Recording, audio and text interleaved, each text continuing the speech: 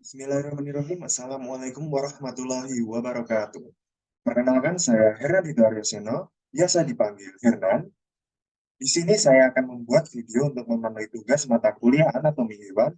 Di sini aku bakalan jelasin tiga materi, yaitu macam-macam bidang studi di anatomi, lalu manfaat mempelajari ilmu anatomi, dan korelasi Al-Quran dengan anatomi hewan.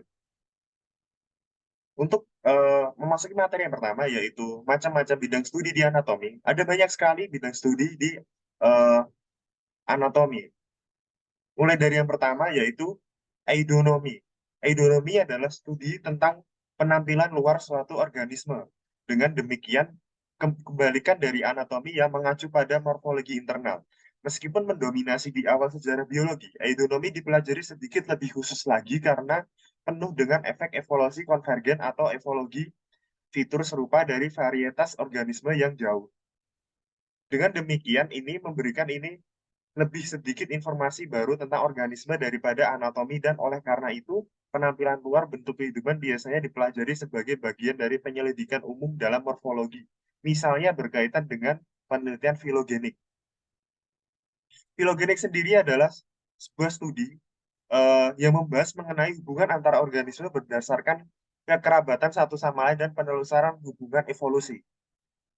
Lalu ada anatomi analitik, merupakan suatu bidang studi yang menganalisa bagian-bagian tubuh yang telah terpisah dengan mengurutkan preparat dari yang paling besar hingga terkecil.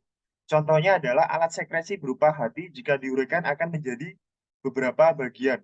Lobus seperti lobus kanan, lobus kiri, lobus quadratus, dan lobus kuadrat. Lalu ada anatomi deskriptif, merupakan suatu studi yang meneliti serta menerjemahkan atau meneriwatkan bagian-bagian yang telah terpisahkan. Contohnya, lapisan pada otak dibagi menjadi tiga bagian, yaitu dugameter, arah kait, dan pirameter. Lalu ada anatomi topografika. Eh, Bidang studi ini mempelajari letak organ satu terhadap organ yang lain. Contohnya, hati pada ikan terletak di rongga bawah tubuh di sekitar belakang jantung dan usus depan. Lalu yang contoh yang kedua ada hati pada katak terletak di bagian bawah esofagus di samping paru-paru. Lalu ada anatomi komparativa. Anatomi komparativa merupakan suatu studi yang membandingkan struktur organ dari berbagai macam hewan yang memiliki tipe yang sama. Contohnya alat pernafasan pada amfibi musidater hilang dan menjadi kulit dan paru-paru. Lalu ada anatomi fungsional, merupakan suatu studi yang mempelajari bentuk dan fungsi organ serta mempelajari hubungan antara satu bagian dengan lainnya yang berkaitan dengan fisiologi. Contohnya, ginjal pada mana nepros pada mamalia dan reptil. Lalu ada anatomi perkembangan, merupakan suatu studi yang mempelajari tentang perkembangan alat-alat tubuh. Contohnya perkembangan ruang pasa cor, dua ruang pada ikan, tiga ruang pada amfibi, empat ruang yang belum sempurna pada aves dan mamalia. Lalu, eh, materi yang akan dibahas selanjutnya adalah apa saja sih manfaat yang didapatkan dengan mempelajari ilmu anatomi. Setiap keilmuan yang ada di dunia ini ternyata memberikan sumbangsih yang sangat berharga di bidang keilmuan lainnya, seperti halnya dengan ilmu anatomi yang ternyata sangat bermanfaat untuk dipelajari secara mendalam. Berikut ini beberapa manfaat mempelajari keilmuan anatomi. Yang pertama, di bidang kesehatan manusia dan hewan, terutama untuk dokter bedah dan dokter hewan. Yang kedua, menunjang kemajuan teknologi. Lalu yang ketiga, ada untuk memperluas pengertian tentang struktur dari suatu materi.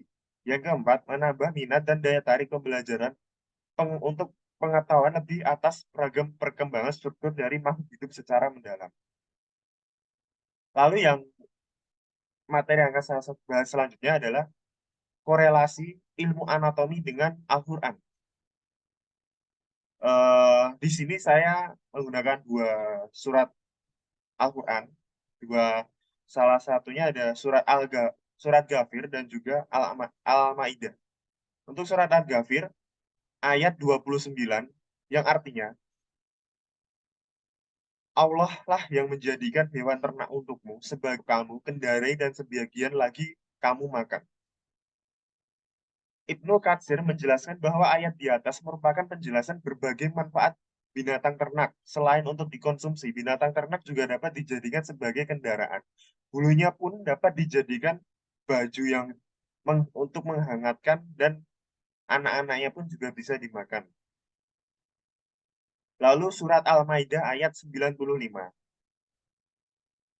Ayat ini merupakan larangan bagi orang yang sedang melaksanakan ihram untuk berburu yang hubungannya dengan hewan yang boleh dimakan dagingnya.